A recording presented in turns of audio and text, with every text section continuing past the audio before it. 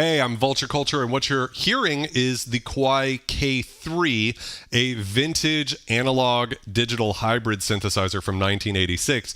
What you're looking at is a controller panel, which is a free panel that you can download and either load up in your DAW and use it basically as a VST controller for this vintage synth, or you can use it in standalone mode, which is actually how I'm using it right now. But this is such a cool thing that's been made, because the problem with a lot of vintage synthesizers is that to cut costs in the 80s, they were like, okay, we got to cut some of these knobs and faders off that were so popular in the 70s. And they started putting out synths that looked like the DX7 in the sense that they were kind of these like monochrome black boxes. And so, yeah, the K3 is right there. That's what we're hearing, being controlled by MIDI. But these controller panels are so great for getting in depth with a bunch of different synthesizers, but this one in particular, and it's actually free, which is a beautiful thing. So today we're going to actually do some sound design with the Kawai K3, and it's really exciting because the thing that when I was posting about this stream, a bunch of people in the vintage synth groups were saying, no. Seriously perverted bitch. Nice delayed sound effect there. A lot of people were saying, no, the K3 is not an additive synthesizer. If it's additive, it's only like the DW8000 in the sense that the waveforms themselves were created with additive synthesis, but it's not additive. That's the K5. And that's not correct. It's actually true that you can do additive synthesis with the K3. You can see all of these harmonics here that we have control over, and we even get to see what the waveform looks like. So right now, this is a waveform I created.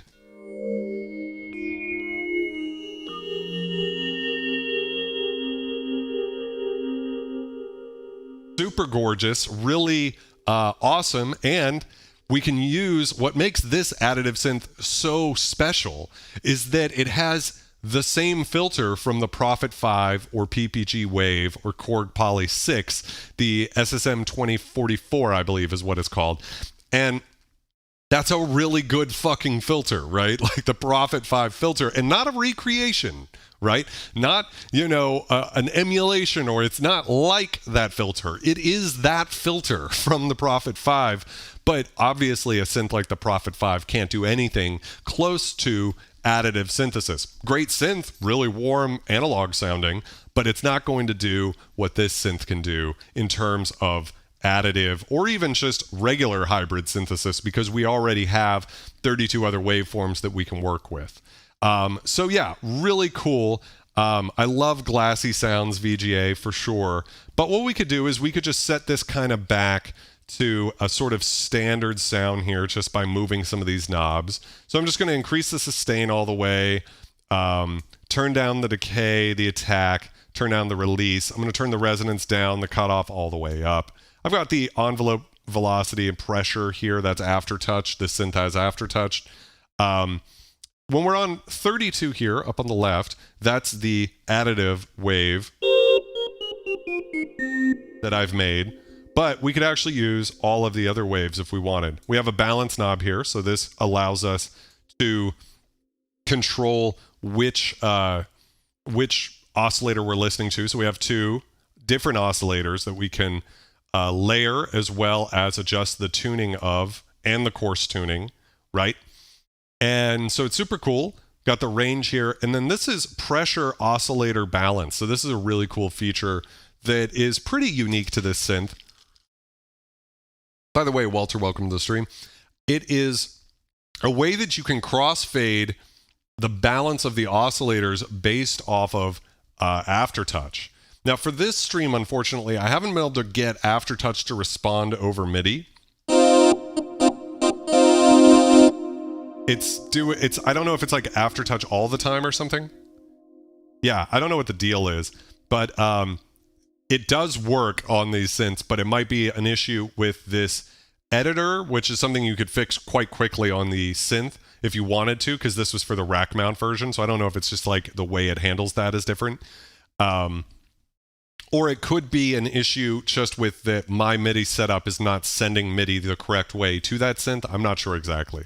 But anyways, real quick, why don't we just cover all of the oscillators that are built into the Kawai natively before we get into all the complicated additive stuff. Let's just make some patches that sound cool where we don't need any sort of craziness. So when it's on 0 here, that means it's off. So let's go through each one of these.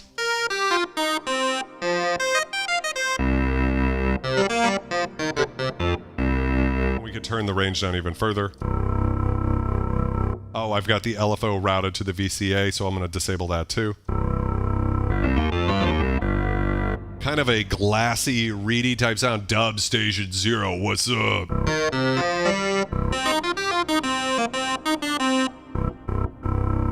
Hey, what's up, Doc? How's it going, my brother? All right, so moving on to oscillator 2. How would you guys describe that? Is that like a square wave? Kind of like a organy square wave, right? Wow. Are you sick, Dub? We need a doctor's note around here. Wow, that's very nasally.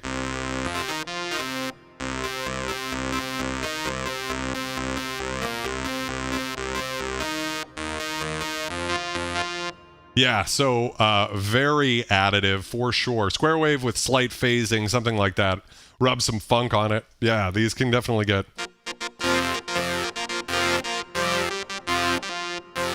Yeah, you can get some vibe out of these. You can hear that wonderful Nyquist low-res whine happening down there really low. Yeah, that's beautiful. Yeah, so... You'll notice that a lot of these waves are kind of nasally and bright, which on its own might sound really annoying, but the thing is when you have this warm analog filter, you actually kind of want complex waves going into that because you're going to filter out a lot of that. So real quick, let's just hear how this filter sounds. I think I need to turn the envelope down to get it really low.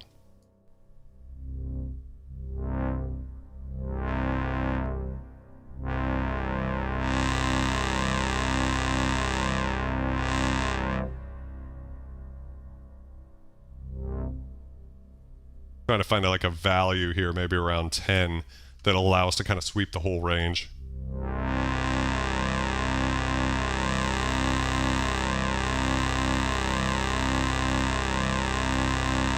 Somewhere around there. Okay, let's increase some resonance here. There it is. That's that profit filter.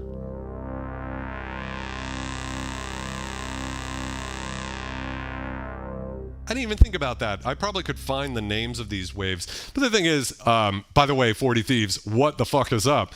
I think I actually have the manual here somewhere, so I should go look for that real quick. But we can do it. The thing is that all of the waves, it's good to know the names just from like a reference point of view, but they don't sound exactly like what you're looking for on first blush anyways. So it's definitely a fun thing. What's up, Crystal Love? How's it going? Yo, yo, yo. Let's see what's up. Preston, welcome to the stream. How's it going? Yeah, this Prophet 5 filter with the hybrid, the digital oscillators is just sick. So let's crank it up even more.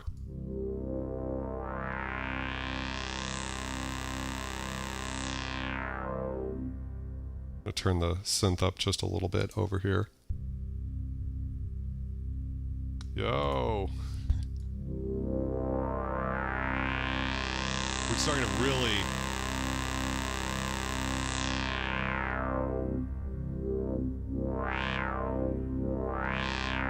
Wow.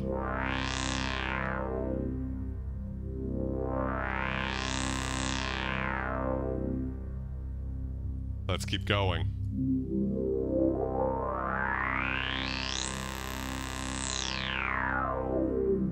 Yeah, I mean, if that isn't that musical, glorious, you know, vintage analog filter sound.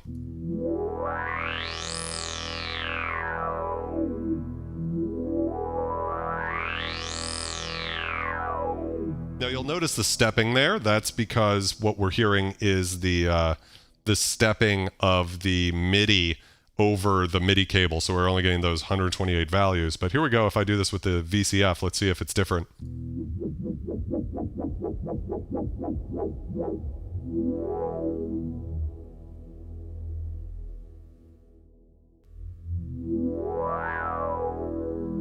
Much smoother.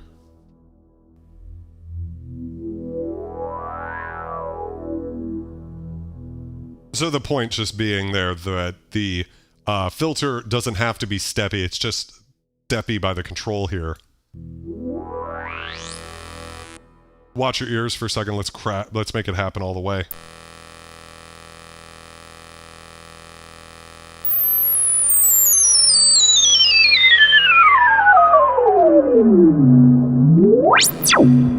Yeah, so that's the resonance all the way up, but I think it sounds really great anywhere in here.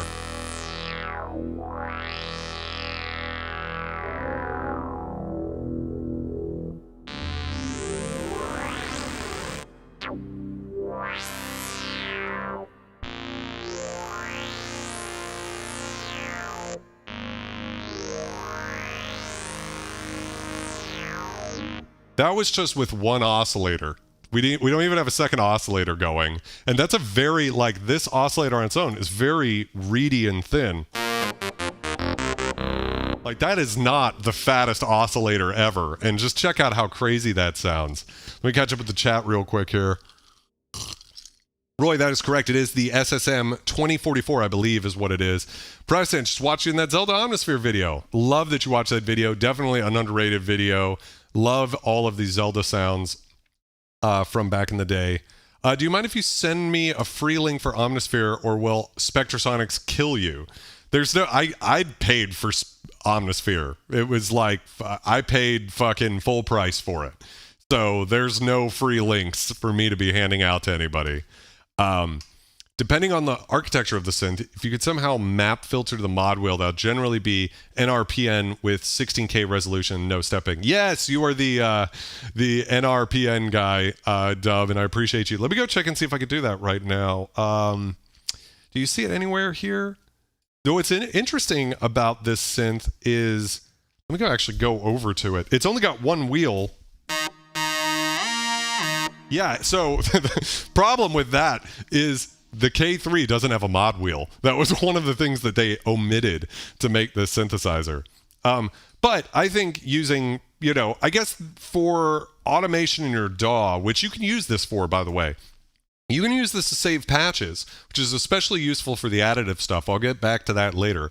But you can also just run this in your DAW as though it was a VST for like a soft synth, but program in automation and stuff. So if you want to like build in something and have it, build up, right? That was a terrible example, but you know what I'm saying? Like, that is something you can do with this, I would say product, but it's free, right? So yeah. Anyways, let's see what else. I'm catching up. The guy who makes the controllers for the DW8000 JX Alpha Juno. Oh, it is? Holy shit. So that's Rob. Rob's hung out in the stream before, JPS 31008. Super cool guy. If he's got the K3 on his list, that's awesome. I know the DSS-1 is there. So let me keep going here. Retroactive, yeah. Machine Storm, welcome to the stream. Could see this on some stuff on some noise units, Synesthesia or Protec stuff, CryoGen Studios, yes. Hey, Bucky, how's it going? I'm sure it would be different for each individual, but in terms of specifically, what's your favorite synth to use for what you do and why? Sorry to extract from the current stream. People don't switch between multiple synths during music making, but I could be wrong. Yeah, well, I try to focus each stream in general on like one synth. I think people, they want to hear how the K3 sounds. And so it's a good thing if I oblige that. Like, have the focus on it. To answer your question, what is your favorite synth for what you do and why? It changes for sure. I would say the Roland D50 is kind of hard to argue with for me. It's just something about that sound I love. And then, honestly, my other go-to a lot of the times is the DW8000, because even though the filter's really dark, I love the retroactive controller for it, and it's just like, it's fun. It's always fun, and you can make some really aggressive stuff with that, which is sometimes tough to do with the vintage synths. Like, everything comes out a little too Italo disco for me. Although Italo disco is cool, I don't make Italo disco. I make dark ass, angry, moody shit, you know. So yeah. What happens when you spin the mod wheel on a MIDI controller? I'm not aware that anything's happening. Dub. Yeah. There is an editor for the K5000, but I sold mine because the K5000S is just so complicated. It's got an envelope per partial for all however many it has, like 128 or something. Yeah. Honestly, the K3 looks pretty much to me like a JX8P copy. Like, if you look at a JX8P and then you look at the K3, even though they are very different architectures, they look fucking similar. PPG 2.3, Monopoly, Poly 6, as well as the Prophet 5 Roy, and a few other things too, including, I don't know, I'm blanking on it right now. Anyways, let's cover some more oscillators so that we've only covered the first 3. Let's move on. Whoa. That is a lot bigger.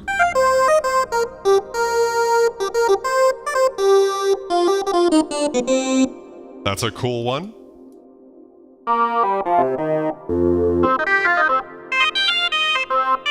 I can't tell if that's like almost like a vocal format, but it's kind of like a horn too. Let's keep going here. Whoa! Wow. I guess I like organs now. That is so fucking loud. Can I like lock this on top? I guess I can't. Oh well. Down there is just crazy.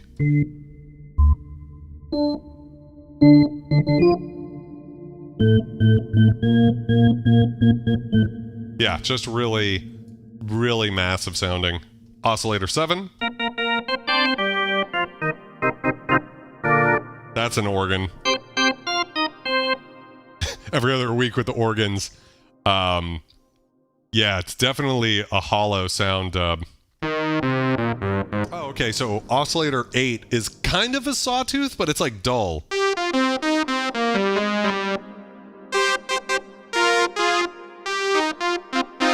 Actually reminds me of the brass wavetable from the DW8000. Kind of similar thing where it's like more mid-rangey than your typical saw. Alex, have you cracked it open to see what's inside? Walter asks. I have not. I am afraid to do shit like that. I think it's probably revealing. I need to tune up my Poly 6, so I'm going to have to open that up soon, actually. I'm not looking forward to that. Kind of like a bell sound here. Oscillator 9, help me remember some of these. That's like a bell tone. You might be thinking to yourself, that doesn't really sound like a bell. But the thing is that we're not using the filter at all. If I was to bring the cutoff down of the filter and then add some decay, bring the sustain down here.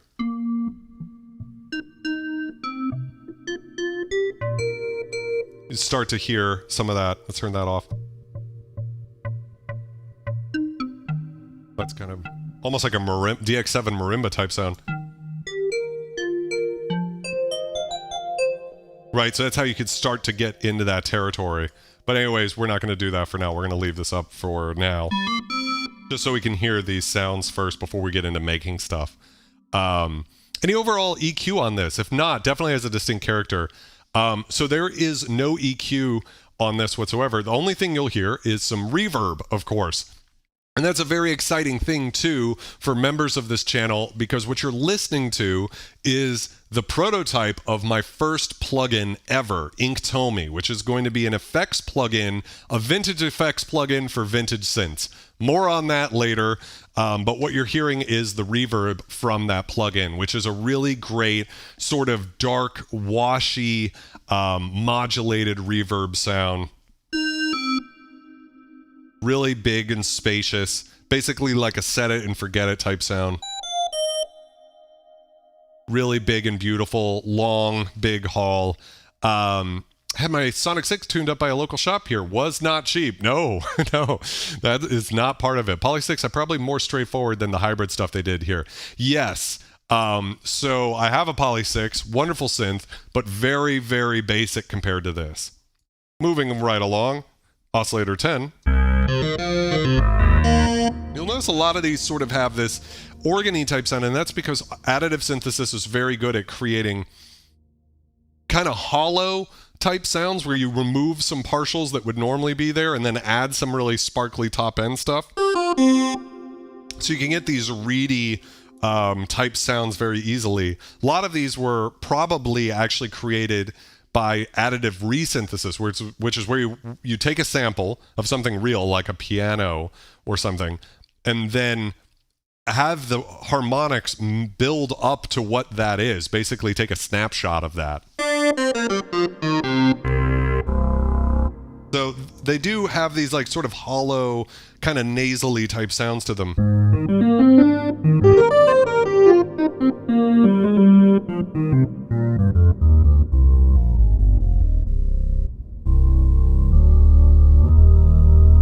The low end is crazy.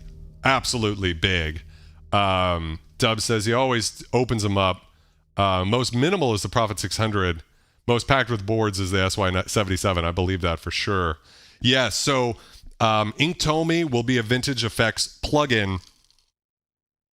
That'll be free to all members of this channel too. So if you haven't become a member yet, you probably should. It'll be cool. I'm trying to come up with as many cool things that I can do to make it worthwhile for the members of this channel. So really a lot of fun. Yeah, so the plugin's coming. It might be a bit, but the prototype is working and it's great. And yeah, one cool thing is using the aftertouch. Yes, so that's this presence oscillator balance thing I was talking about earlier. Kesher Media, welcome to the stream. I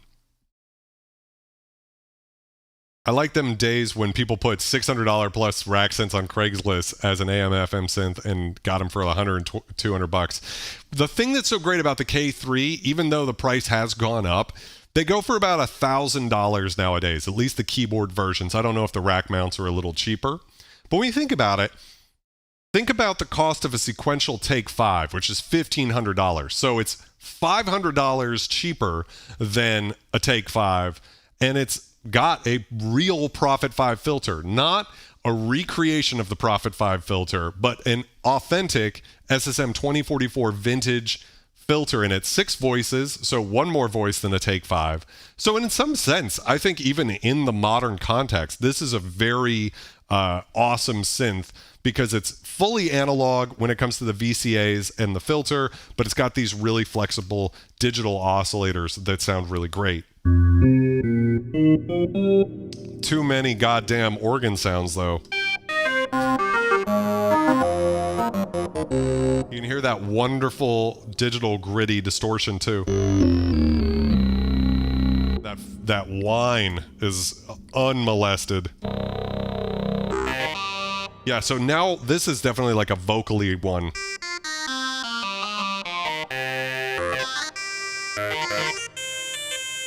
Yes, very cool. Moving right along here to Oscillator 16.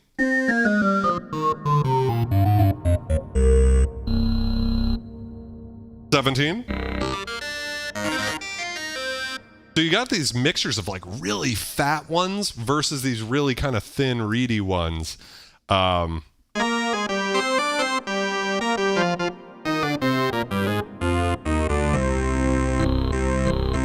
forgot about that. We can put mono mode on here for JPS.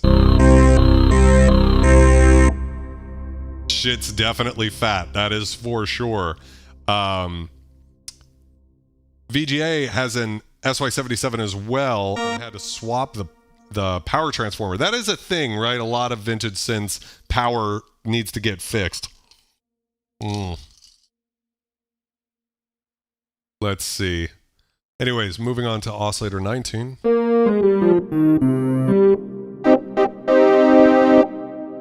synth is loud. I'm gonna turn the VCA down a bit just because on some of these beefier wavetables, it's just massive.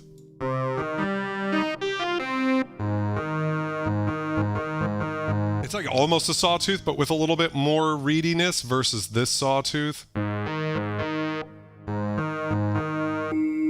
Ooh, we got a nice glassy one. You guys have to help me remember the wavetables, okay? Oh, that's beautiful. That's a very beautiful sound, 21. Oh, and this has like a little throaty, raspy thing in there.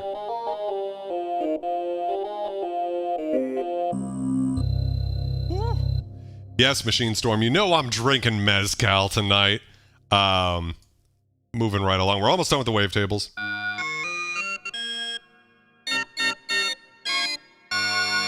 Definitely like a bell type tone, 23. Oh, another kind of reedy sawtooth.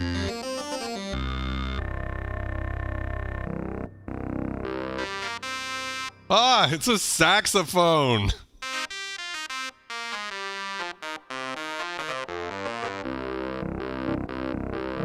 I'm not saying it is actually, but it kind of reminds me of one. Wouldn't be surprised.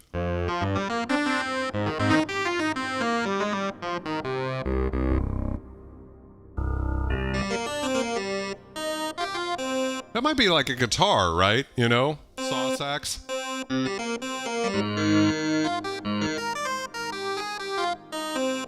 Once you put the filter in there, right? Love the saxophone emoji. Didn't realize it's a thing. Ah, we've got a square wave.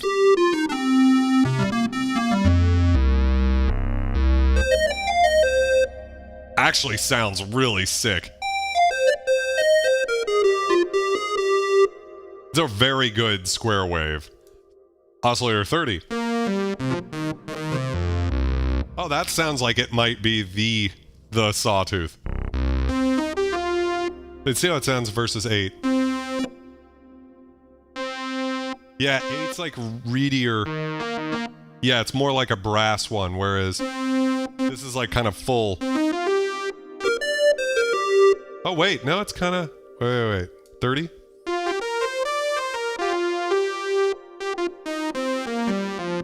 But I want you to notice that as we go down, it doesn't take long, you start to hear how it's only a single cycle sample.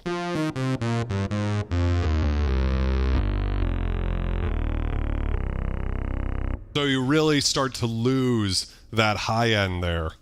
31. Okay, so I guess 30 or 29, 30, 31 are sort of like your basic building blocks. So we've got a... I don't know if that's a triangle wave or not. We could actually go check out real quick here. If I just pull up Melda.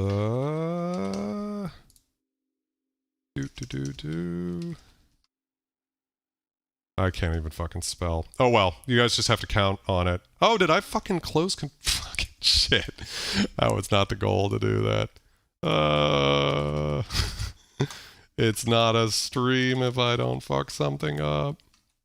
And I might have to shut Reaper off too. Nope, it looks good. Oh, we're okay. Oh, yes. Okay, then Oscillator 32 here is actually the additive wave table. And that's this whole thing here, which is complicated.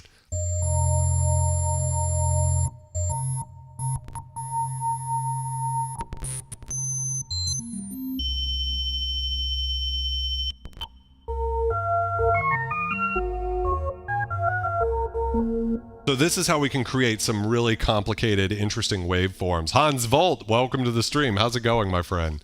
29 was longer, a bell flute. Yeah, cool.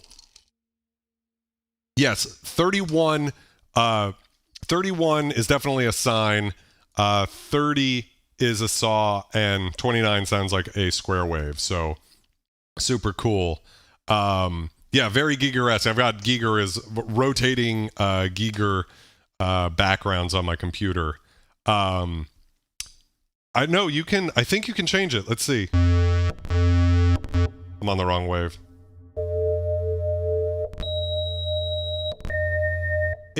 I'm not re-triggering there. That was me holding down one note. You just get like kind of weird little glitchy latency. It wouldn't be useful for, say, doing smooth transitions in your DAW for a patch. Like if you wanted to make some sort of crazy additive patch, the best way to do that would be with Aftertouch.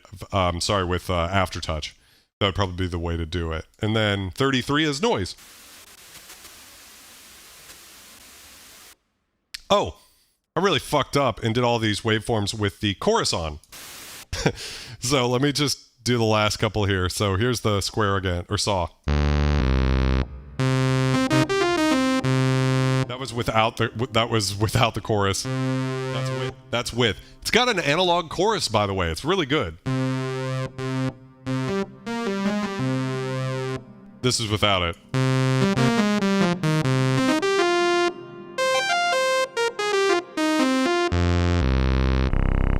Probably would have been better to hear all those waveforms without the chorus on, but whatever.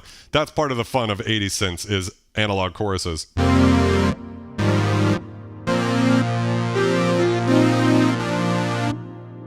I think it sounds really gorgeous, just these components here. So anyways, while we're here, why don't we check out the chorus since I just discovered it exists. So the first couple of chorus settings are kind of your standard like Juno settings. So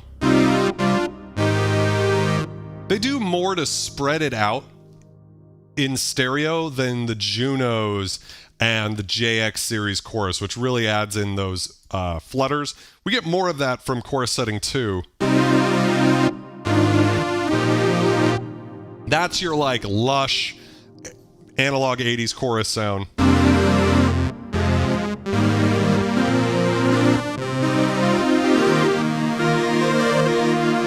Right? I mean, that's what we're all familiar with. Moving on to chorus 3.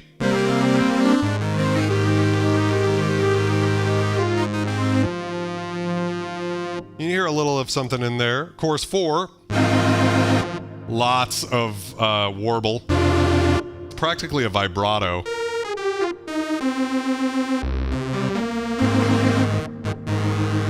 For me, it's a little too extreme to imagine actually using. Maybe for some of these organs, though, it just give you that organ vibrato, right? I don't know, ghost sound effects? Something like that. Then the last ones get really kind of subtle again. Mighty Pinto, how's it going, my friend? Many, many organs. I can't get away. You'll notice that's almost like, it's different. If I turn it all the way off, straight down the center, we do get some stereo stuff, but I think it's just by introducing delay between the two channels. Because it's not, you don't hear a lot of modulation. Same thing here. I believe in the manual they're listed as ambiances, so they're almost like fake reverbs. Oh, that one you can really hear if you have headphones on, the offset of the Mighty Pinto. That's the This one's really interesting because it's also fucking with the frequency spectrum. It's like adding the high end to the right channel.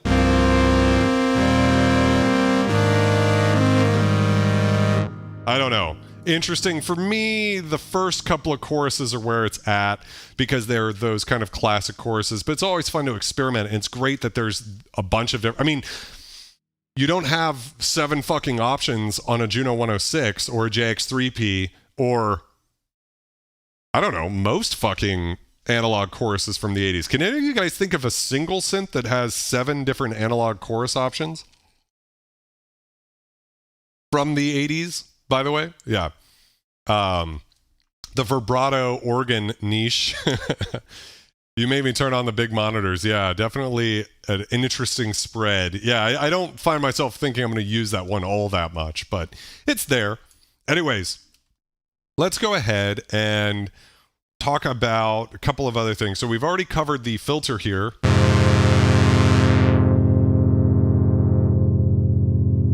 We also have a high-pass filter that's fully variable. So unlike the Juno 106 or some of those where we're actually just talking about like it's got a few steps. The JX, the Alpha Juno, there's basically just a few steps that it could be at. This is fully variable, which is cool. If I open this all the way up, you can hear.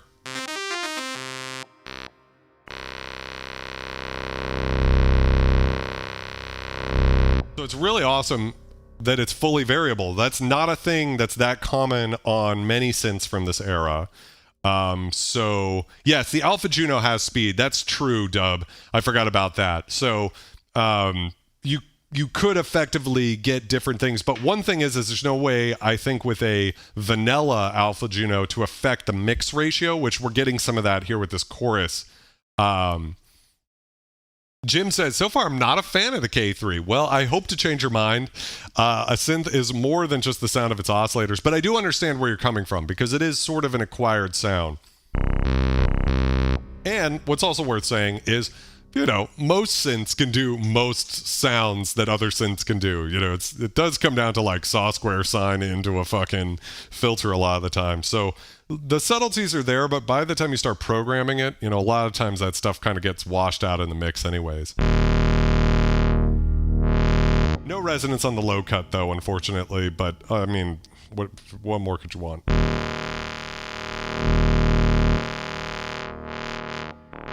So you could get these little bandpassy sounds.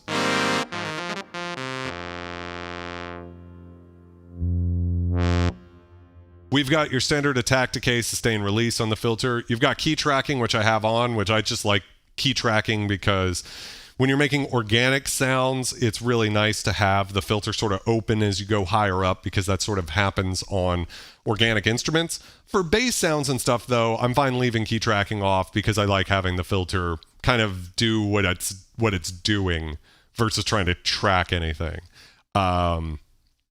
So that's a thing. So we've got the knob here controls how much of the envelope is affecting the cutoff frequency. We can control it with velocity. So let's see how that sounds.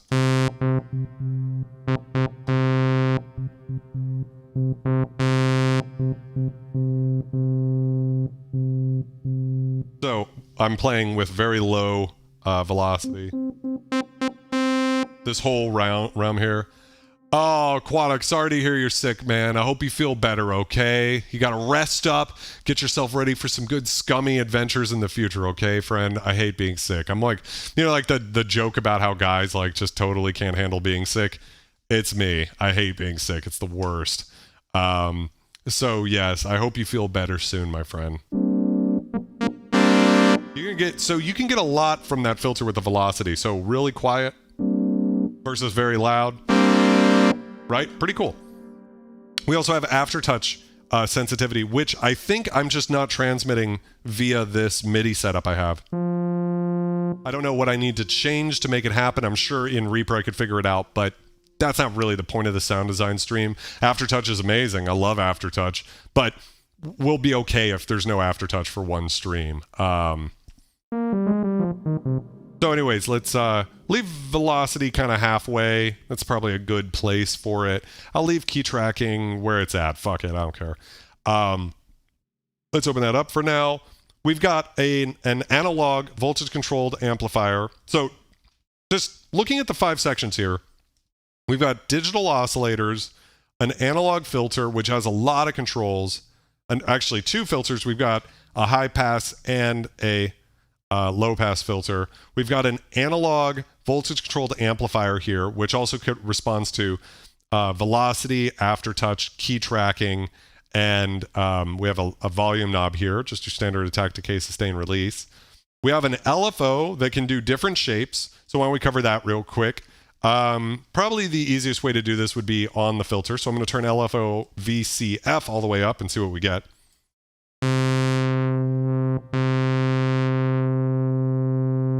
What am I missing here? Oh, turn delay all the way off. Am I missing something? What am I doing wrong? There we go. I don't know what I was doing wrong.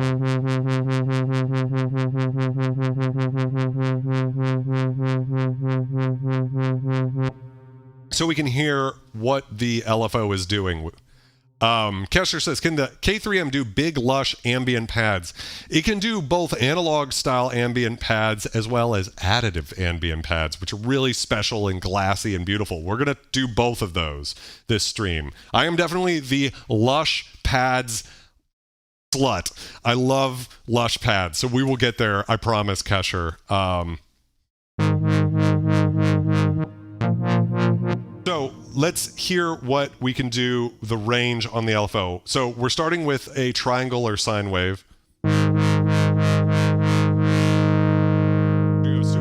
Can go super slow.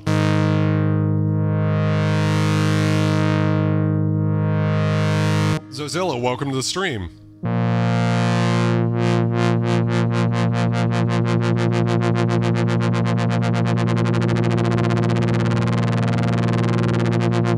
Just shy of audio rate stuff. I like synths that have built-in effects. I agree. That's why it would be great. You can, when I come out with Inktomi, it's going to be a really cool thing for a lot of people because I kind of came up with it as a way to integrate into a synthesizer setup that doesn't have effects. A good way to be able to quickly dial in sounds that sound modern, but with that vintage flair as well. It's kind of a contradiction. I say stupid shit all the time. Yeah, Big Sky and Timeline would be great. Zazilla asks, digital oscillator and analog envelope and filter versus analog oscillator and digital envelope and filter. Well, Zazilla, nowadays it probably doesn't matter as much, but back in the 80s, you absolutely... The combination of digital oscillators that can do really cool starting point sounds and analog filters is about the dream for me anyways. I love hybrids like the Microwave DW8000 and Sonic SQ80 and especially the Kawai K3. Really love this one. So let's see, a lot of pad patches for sure. All LFOs should have a delay or a fade in. I agree as well, because a lot of the times what I like to do with an LFO is only have it come in once the envelope is kind of done doing its thing, because otherwise the sound gets kind of static. But I don't really need the LFO while the envelope is doing cool shit. So anyways, continuing on here, let's change the shape. So we got a reverse saw. I agree, Dub. I don't know, but it's hypothetically possible, especially in the modular world, right?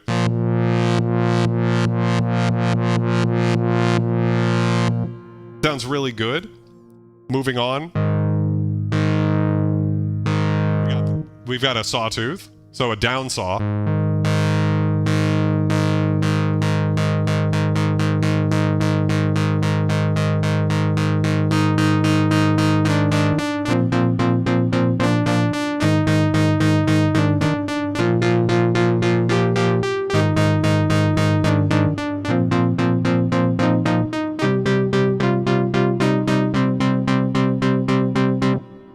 Those types of sounds. Yeah, I think it sounds really great. Let's add some resonance to that and do that again just for fun. Maybe not that much.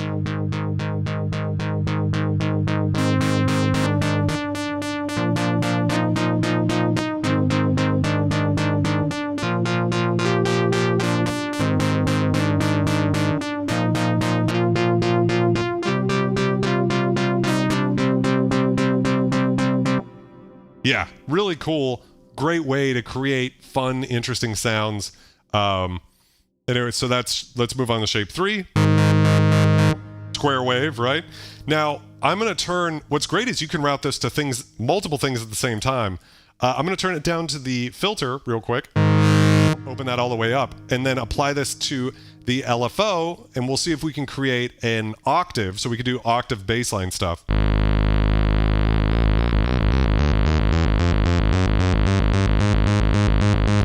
I love that they were smart enough to tune it where when this knob is all the way up, it's at an octave, so it's super easy to dial that in.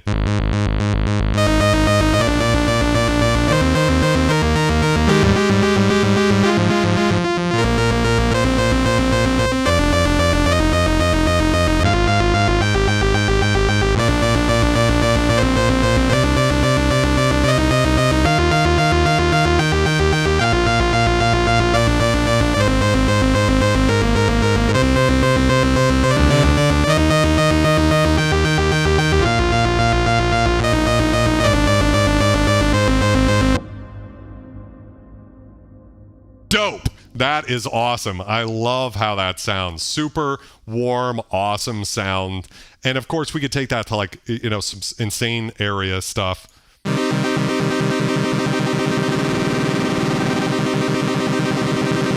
We want to use a little delay.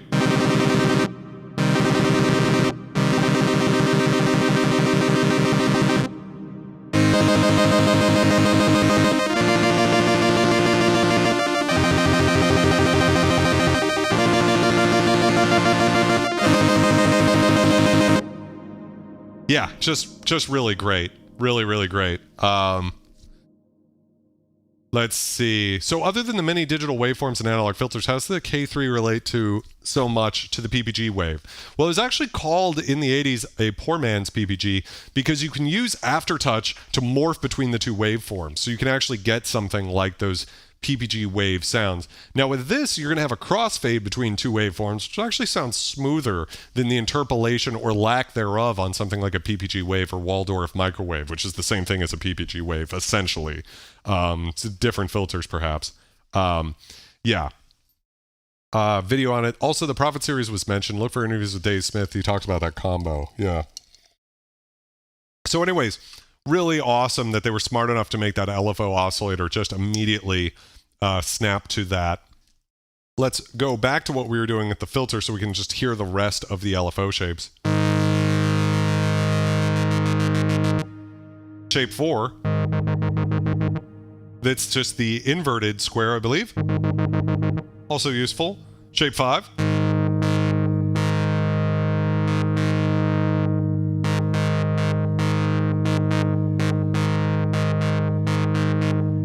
I can't tell if that's sample and hold or just some sort of weird pattern.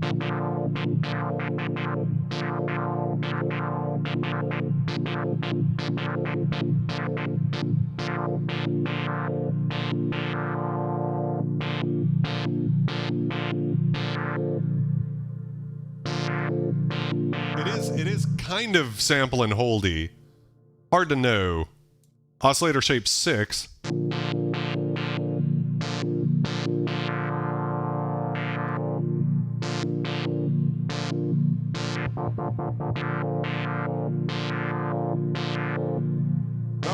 I'm not really hearing a difference between 5 and 6, so maybe one's the inverted.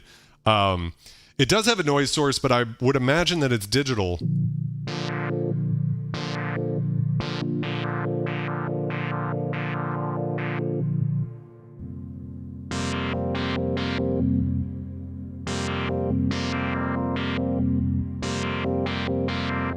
Yeah, so we've kind of got 3 sample and hold type sounds here at the end, which is super great. I love sample and hold on a gorgeous analog filter, right? It's about as good as it gets. So that's the LFO. We also have auto bend. Let's check that out real quick.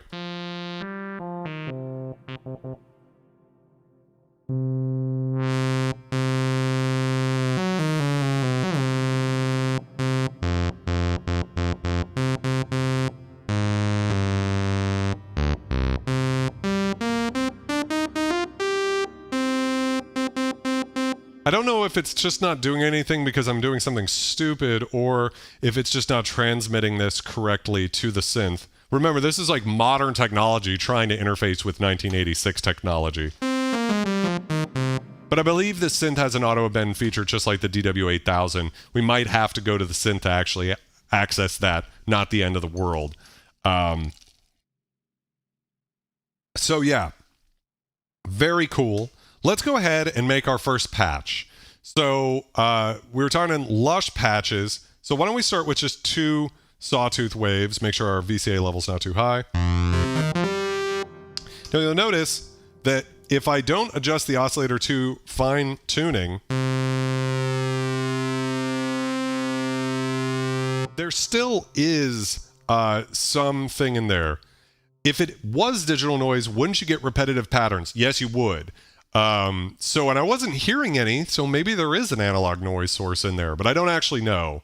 Welcome back, Preston. But if we had some detune here,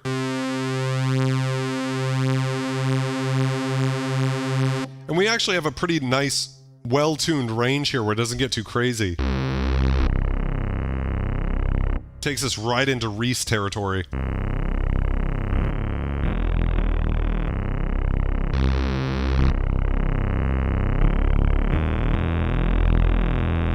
But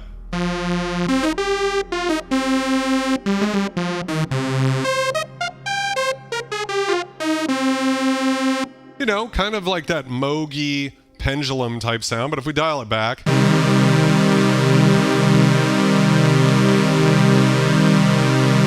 somewhere right around there, it starts to sound very beautiful and lush without getting seasick.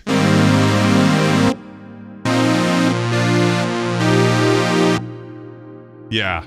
So one thing, of course, is because PWM was impossible with these types of synths, not really back in the day, we're not going to get that. So we've got a sawtooth wave and a sawtooth wave. Keep it real simple at first with the fine tune at +4 there. And we have this nice type of sound. Let's go ahead and bring in that sample and hold LFO. I really liked what that was doing and kind of a fun way to explore doing pad sounds with this synth. So I'm going to bring this cutoff down and the resonance up.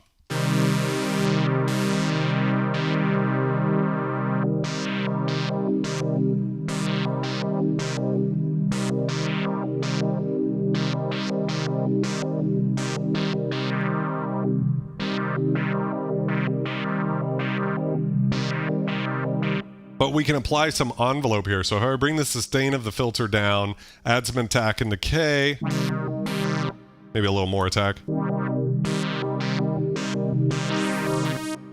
We can turn the LFO off. Actually, might make more sense to get the shape of the filter on first.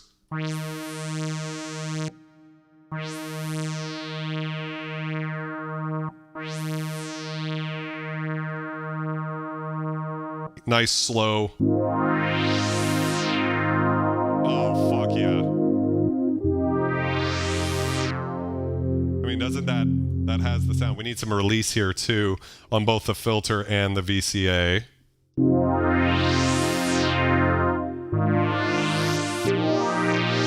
And we get that sort of growly.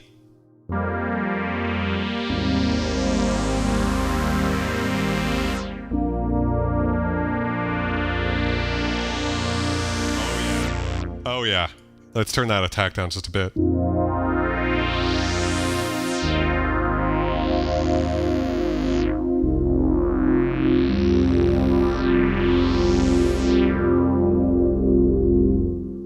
Almost sort of Oberheim-y type sound, but it's a different thing for sure.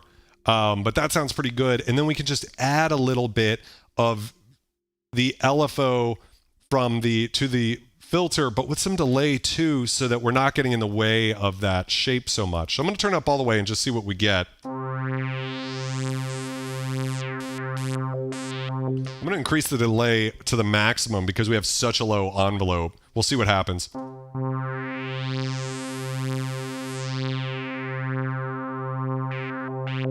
right, a little bit faster than that.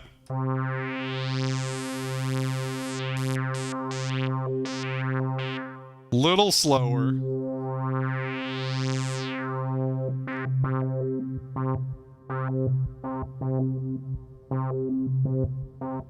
Do you mean more resonance, Dub, or do you mean like a little bit higher of a cutoff there? Does the Kawai K3 bring back sounds from previous Kawai synthesizers? Preston asks.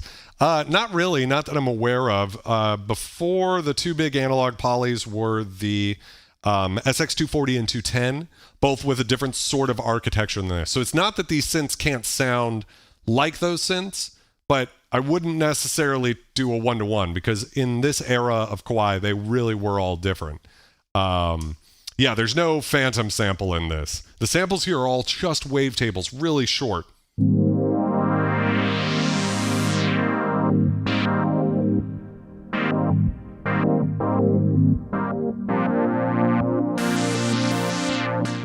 Joshua, yes, so this is the same filter from the Prophet 5, the Korg Poly 6, and a few other synths, and not an Oberheim. I just meant that we're getting a little of that filter growl in there.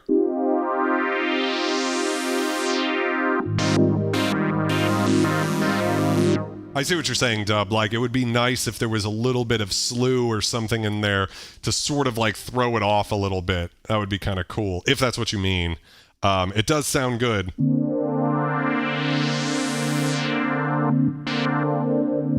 All right, I'm going to dial the LFO back just because it's really extreme right now.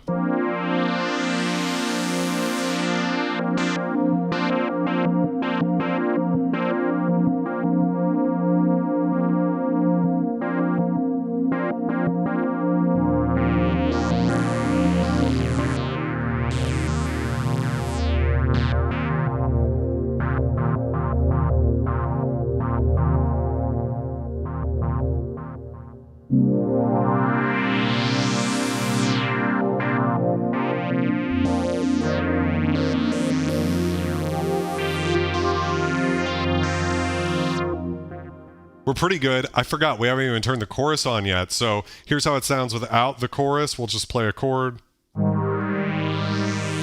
Like that. Let's kick that chorus onto setting 2.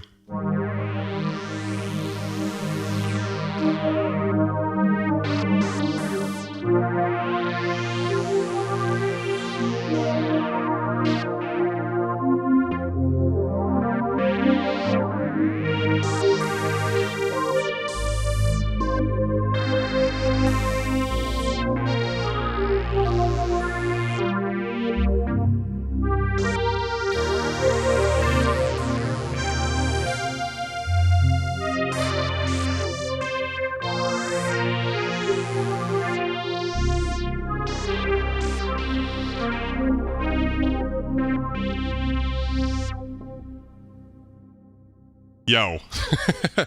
So, yes, the Kawai K3 can sound modern. It can sound vintage. It's really cool. Is that a lush enough pad? Well, we can take the fine tune a little further. Try that again. Just try to see if we can make something.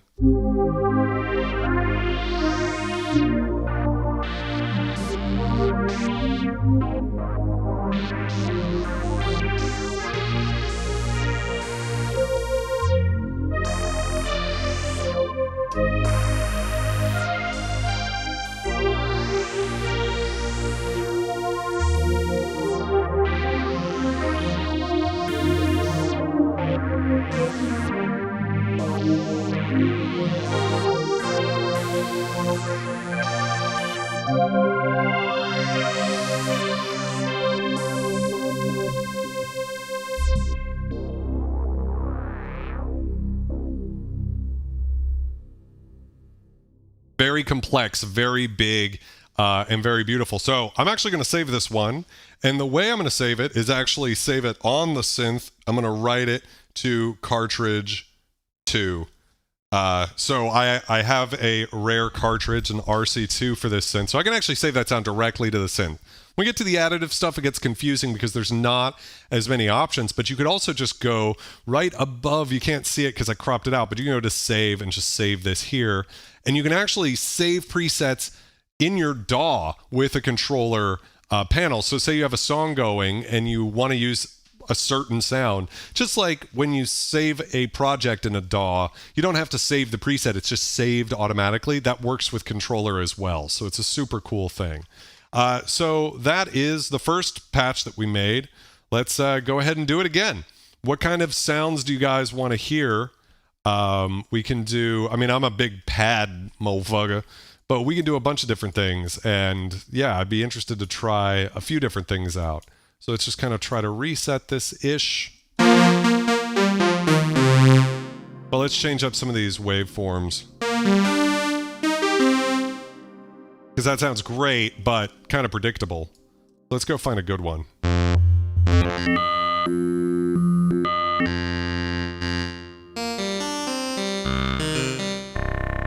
Oh, we have this nice saxophone here. Oh, we got kind of 2 reedy ones. That could be good. Oh, you want to do acid. Let's make some acid bass. Well, that's going to be a little tough, but we could give it a shot. So I'm going to go to 29 and 30. So that should be... We can go down to this, square wave.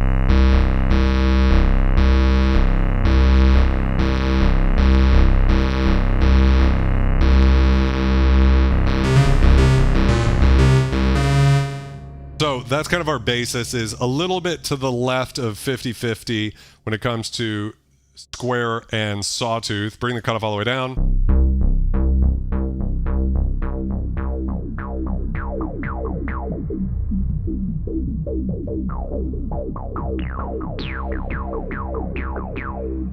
You know.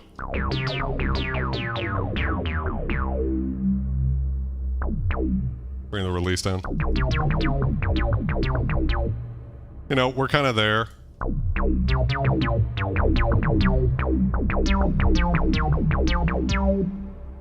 What else can we do? You can control this envelope amount, you know.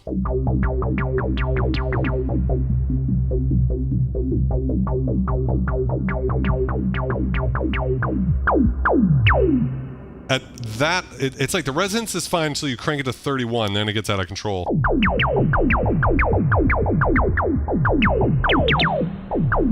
It's just crazy. So even at 30, much more manageable.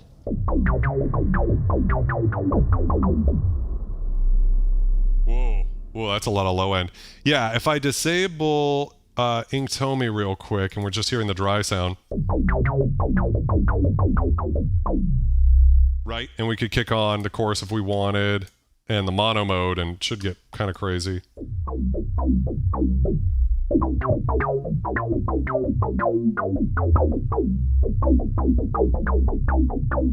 Hey, have a great night, Autumn. I love you so much. Have a wonderful one, okay? I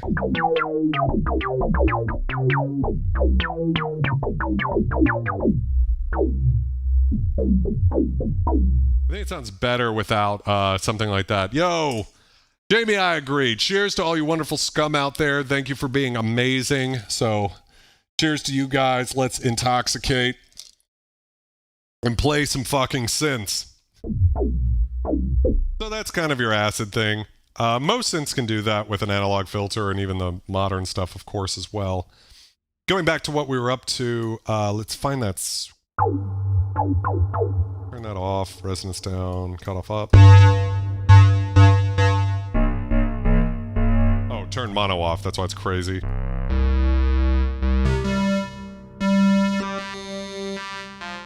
And 17, I think it was?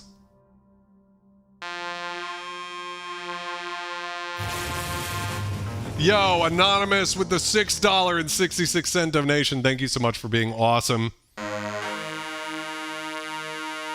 I'm going to bring the detune down.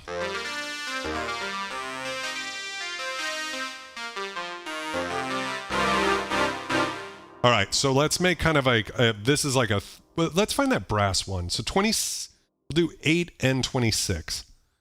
We'll do the 8 and 26. So here's 8, which is sort of the brassy saw. 26 is this really kind of thin, reedy one. Thank you very much for the scums, Autumn.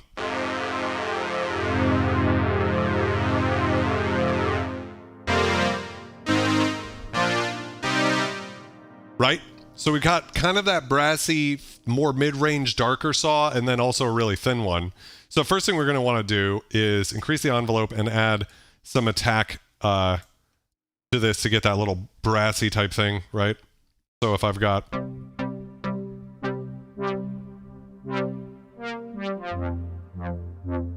When dial the envelope back and the cutoff up. I'm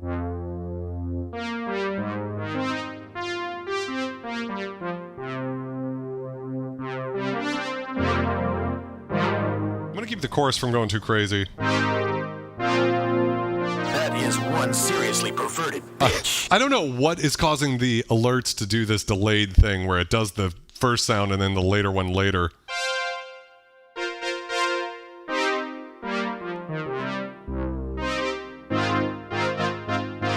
Yeah, sort of that 80s brass thing, and I think it sounds pretty good. Could add some resonance. Oh, I think that helped a lot because it cut out a little of that low end. If we wanted, we could cut out just a bit.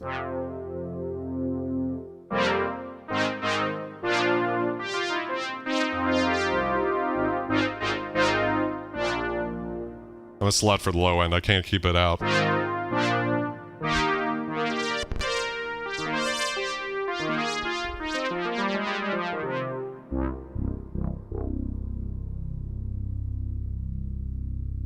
So I think that's really great. I think the only thing we need to add is a little movement to the sound, because right now it's pretty static. It's got that beautiful filter sound, right? I don't think it needs the low cut because the wavetables themselves are thinner, which is super cool. What we need is just a little bit of movement to the LFO for the oscillator.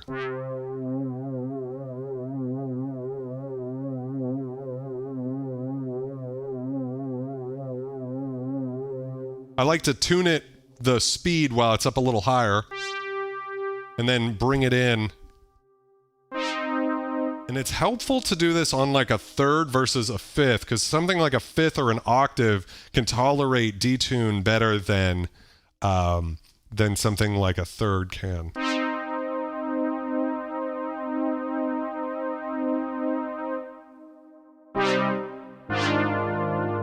We could add some delay in there too, so it doesn't really kick in.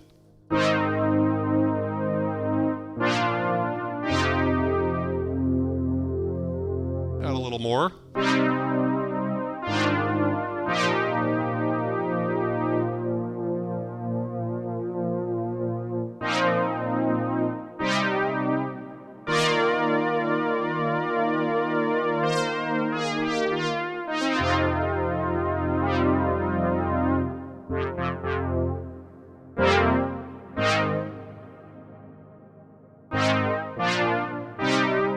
Yeah, very cool, very useful type of sound.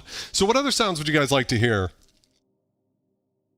While I'm here, you know, might as well make some cool sounds.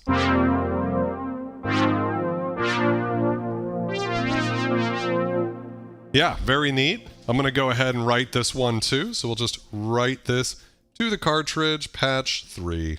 There we go. So I've got it saved, and I can always go back to this guy if I need it.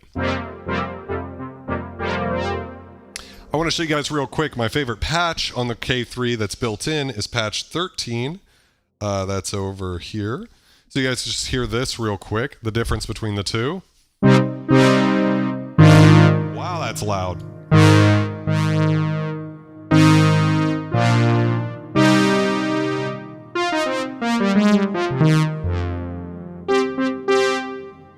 Interesting that I kind of like their patch better. Very nice, though, either way. Let's experiment with portamento. All right, fuck yeah. So we're going to put mono mode on. Let's get back to sort of like a basic sound here. Start with a square, turn the resonance off.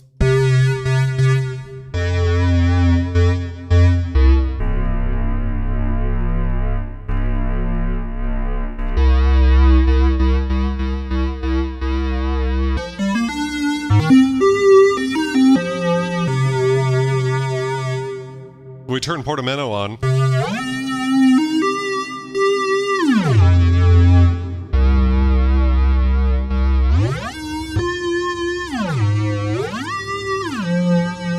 Hey, have a great night, Kesher.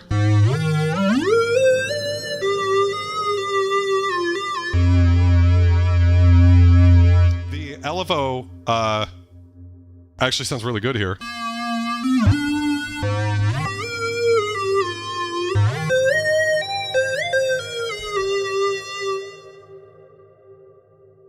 Thank you, Crystal Love. I appreciate that. Let's go ahead to give this a little bit more something. Let's cut a little of the low end out. I'm thinking of this as like more of like a pulse lead.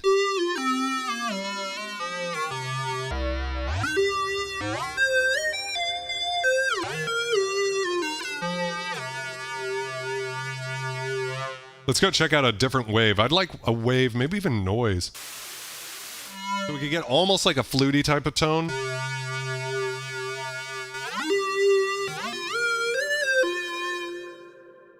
Let's bring a little more in, but we'll use some cutoff and resonance here.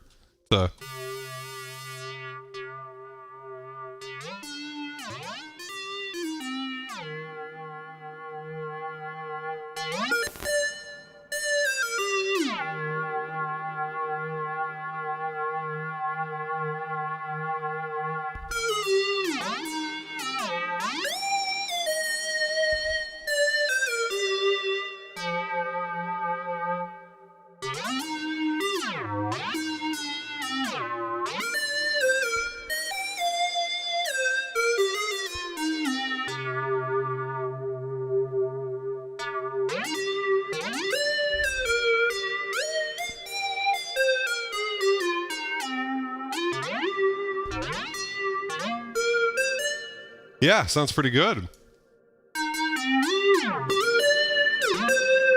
Do you need mono mode to be on? I'm actually curious about that. Wow, you can do polyphonic. That's crazy. Oh, that sounds so great.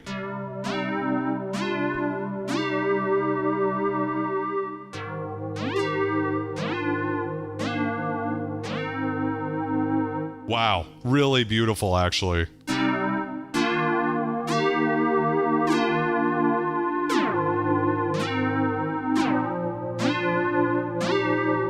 Hey, I'm so glad you got to catch the stream too, VGA. Have a wonderful evening. Yes, and please do, okay? Drop a comment when this video is available, because I'd love to check that out.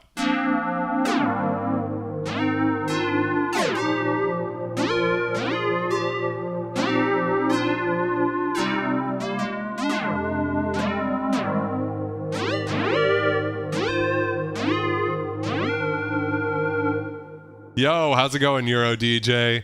We have been locked in a battle describing whether or not the Alpha Juno is a digital oscillator synth, and I think we just came to agreeing to disagree. But this is for sure a digital oscillator synth. There's no doubt about it. Douglas, I agree. I kind of stumbled into it. I didn't mean to make it this way, but it's really cool.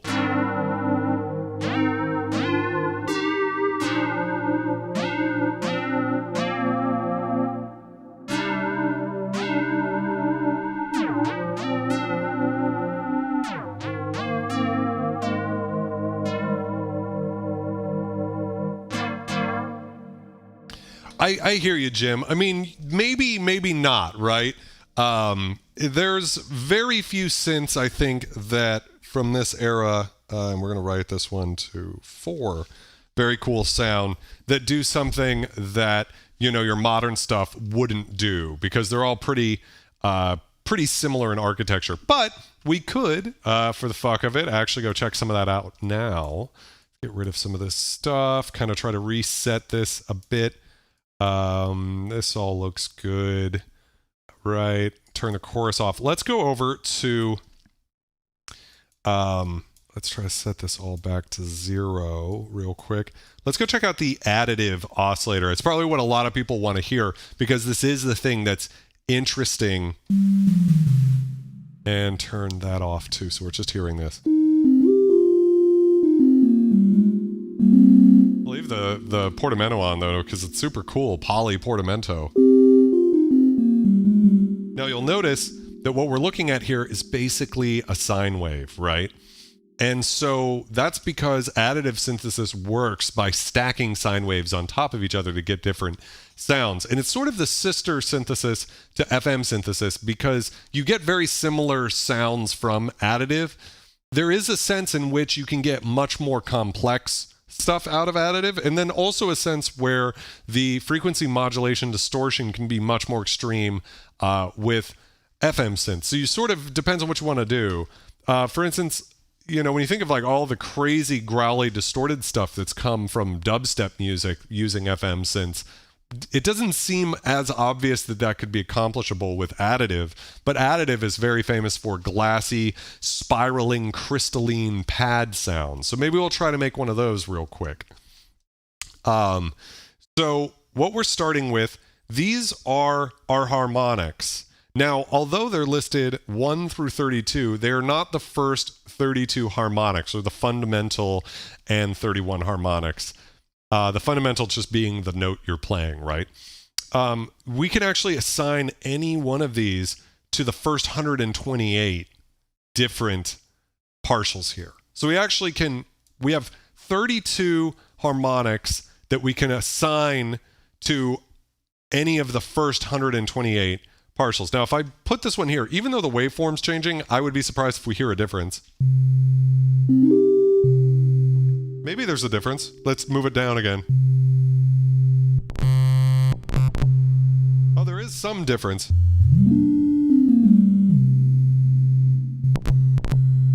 So this is the intensity knob. So if I move it all the way up, yeah, it's not that much different, right? But if I increase this, we'll start to hear it come in.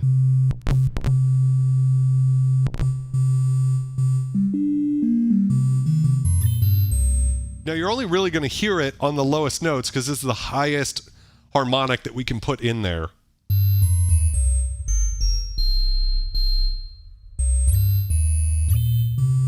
Anything up here, it's gone because this is a low resolution digital synthesizer, so there's just no way for that frequency to make it through.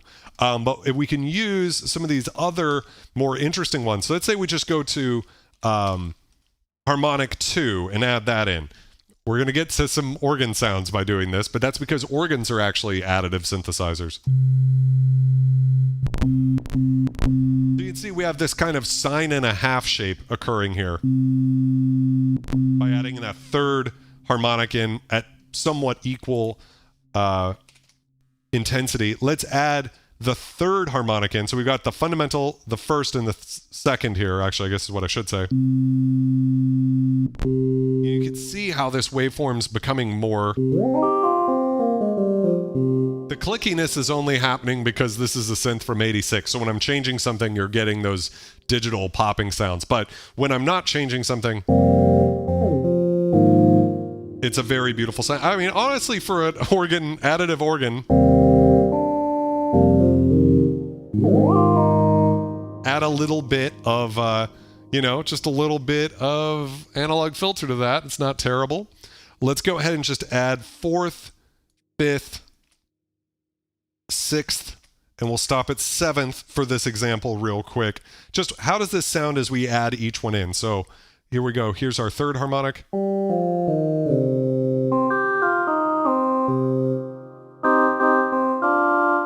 We're starting to get, this sort of beautiful sound. And you can see that each time we add this, the wave gets more complex.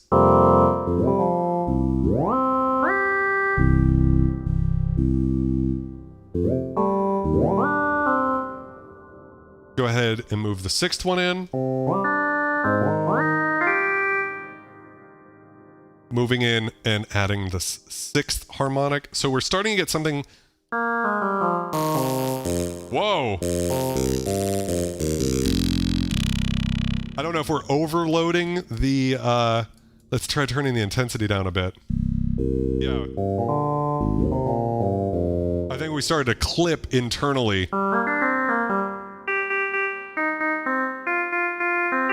Can it create phase string sound over modulation? Well, we could definitely get some analog string sounds. I don't know if I know exactly what you mean by phase strings. But anyways, where additive gets kind of crazy or interesting is making sounds that haven't been heard before, because unlike with analog synthesis, we start with a harmonically complex waveform and then sculpt out usually the top end with a filter, right? So you kind of always end up with something that's kind of warm and fat and glowy sounding. With this, you can create waveforms that don't have a lot of mid-range, which is where that kind of hollow pad sound comes from. But we're going to have to use higher harmonics than that. So you can see that when I move this one to 33, we're getting a much more complex wave.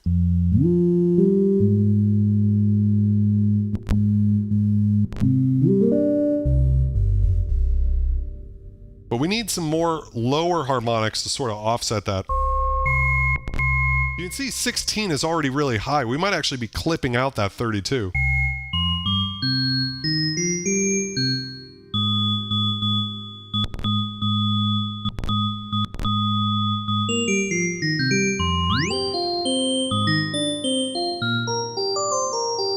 So we're having some sort of, like a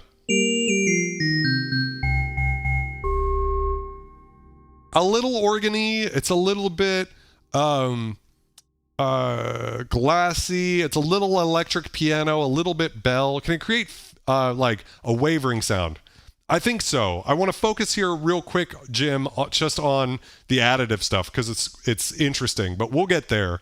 Let's add another harmonic. There, like a 5th type sound sort of gives you that. Let's go ahead.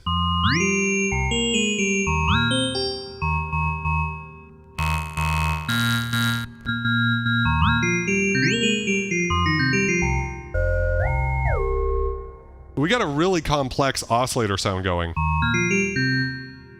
Let me just point something out here. We are still just using one oscillator. We have this other one, so if we wanted to go blend in some sawtooth,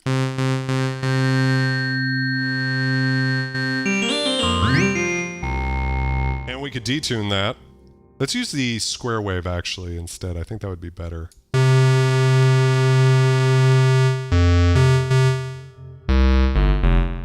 Oh, wait. Sorry, I'm doing this backwards. Use this square wave.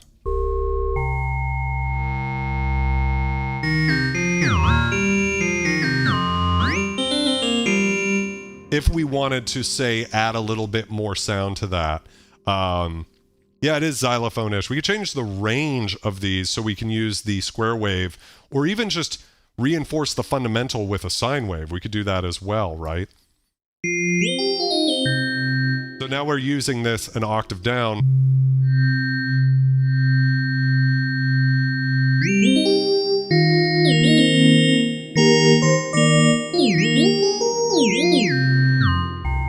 Right? Kind of a cool way to get that sound. I'm going to use a little of that to get that sort of thing. Let's add some attack and a lot of release to the sound. Start to get into that. I want to get to that beautiful additive pad type of sound.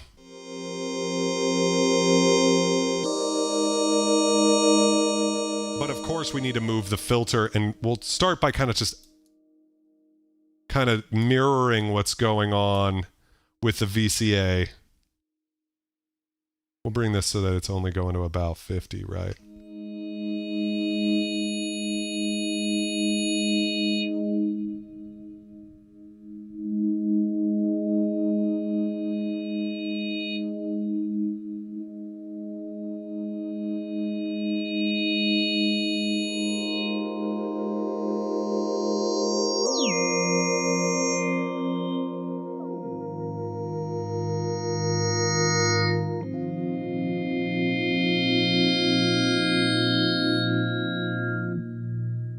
Let's bring it low, because I don't want it to go all the way up to those high frequencies too much.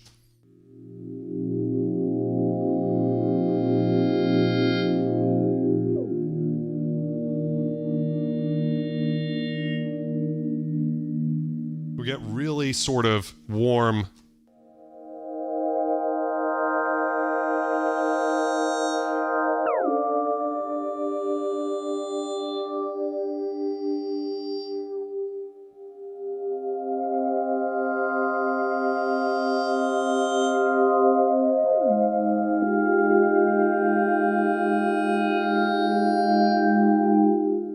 Right?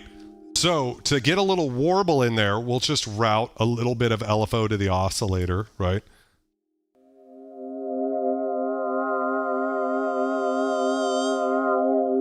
Maybe not that much even, and we could put it in there.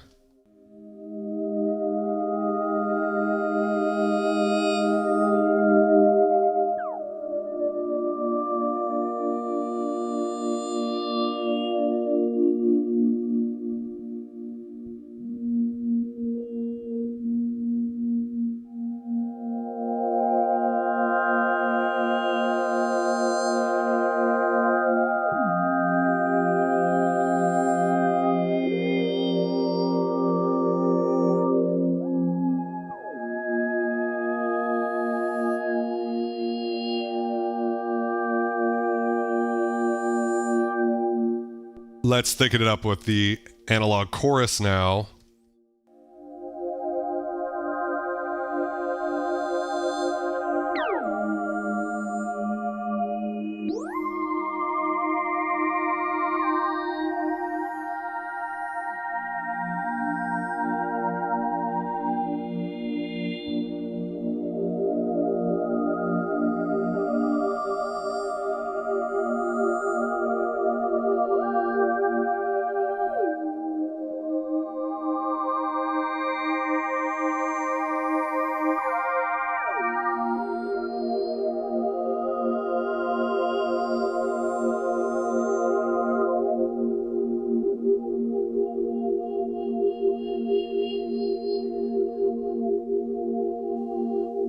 So we can double modulate. We can use the same LFO to control the LFO and the warble of the oscillator, the vibrato of the oscillator.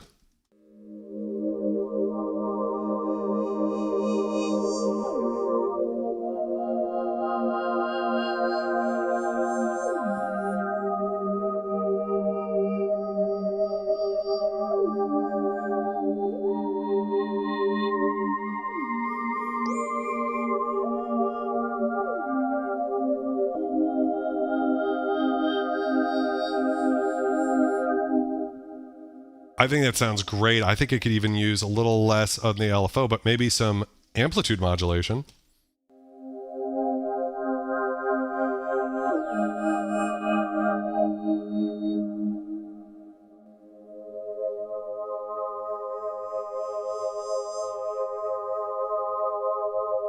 Just a bit. So now we're using the LFO on all three of them. We're using it on the oscillator, the VCF, and on the VCA. So we can get these types of sounds with it, you know. Let's try this chord progression. A little bit slower on the speed. Yeah, we could do that.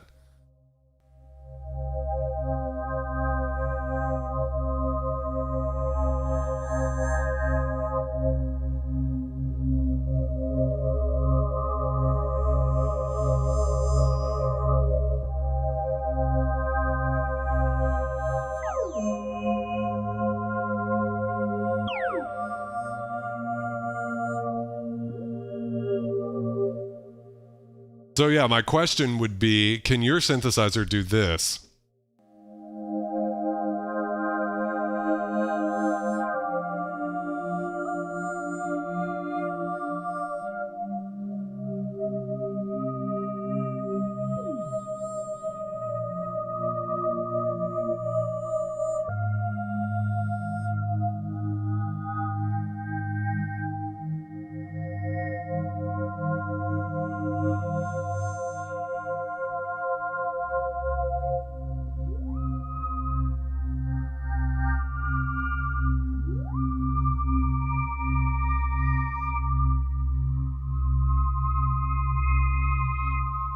So what you're listening to is the Kawai K3. That is a additive digital synthesizer running through the same analog filter as the Prophet 5 and PPG Wave, Korg Poly 6, famous analog filter, and I think it sounds absolutely incredible. You've got that analog bucket brigade chorus, and we're using one LFO to modulate the oscillator, the VCF, the VCA, and we've got polyphonic portamento, which just really sells this sound, and it's just incredible. And then we can go into this engine here and completely change the harmonics that we're using and get a completely different waveform that we're going for here, and then, you know, we're somewhere else.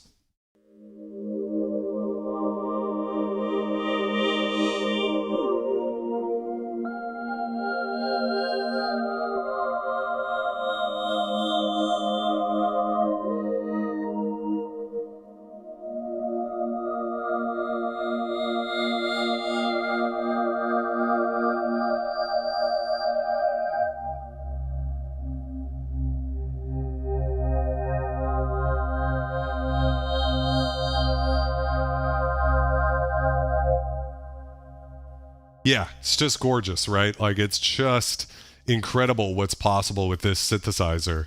And, you know, we've really just started to scratch the surface here. It's pretty bizarre how deep it is, and I love using this controller panel. So this is an example where I'm going to just save it directly to here. Why don't we call this one Jim's? We'll call this one, what was it that you said? Wavering pad. We'll call it that. And so what we have here is this sound. It is true, the Minilog XD's multi-effects engine is super powerful. I don't know if anybody's done an additive engine yet, but you could definitely use some other stuff. If I was to go now to and change sounds here and just go to something else, just a default sound on the Kawai K3, all I have to do is go to Programs here and Send Snapshot, and we're back to our sound in theory.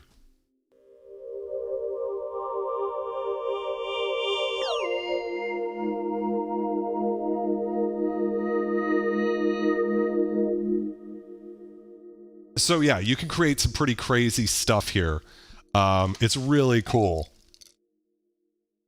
All right, guys, so that's the K3. I want to talk real quick about memberships on this channel. I mentioned it earlier, but we actually just released Diodes and Rust, which is a sample pack sourced from the Kawai R53, a really rare Japanese-only release of a famous drum machine that was used by a lot of industrial bands. So the great thing about this product is it is free to members of this channel. It comes with over 249 one-shot samples in 24-bit, 48K sample quality that I slaved over getting really great, as well as 36 drum loops and 8 bonus Polyfox analog bass lines, all in this pack. And the difference between this sound bank and maybe just some random R50 samples you might find on the internet is what makes the sound of these samples is how you process them on the hardware. So if you just load the vanilla samples up on this piece of hardware, it's not that exciting. It's kind of your typical mid-80s drum machine sound. But as you down-tune those samples, those 12-bit converters add this incredible distortion and grit and character to it. And so I wanted to actually play you guys real quick a little snippet of what this sounds like. So here real quick, we have the a little demo I made using Diodes and Rust so you guys could hear. So these are the samples, not the R3 playing something. So here you go.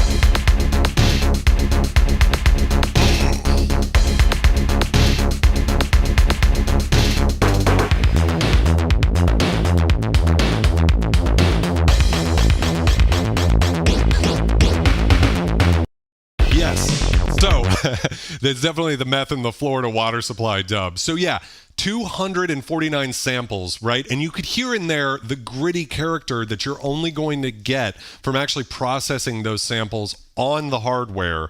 And to my knowledge, no one has gone as in-depth as I have into sampling this thing, as well as using things like the gate that's built in, the flanging that's built into this. You can use a delay to sort of get these like sort of phased sounds, which I used a lot on the hi-hats to add different varieties to the hi-hat sounds. Basically, I went really motherfucking deep on this sample library, and what's great is it's free if you're a member of this channel. So if you're a member of this channel, you already have it. You just go to the membership tab, like youtube.com/@vultureculture.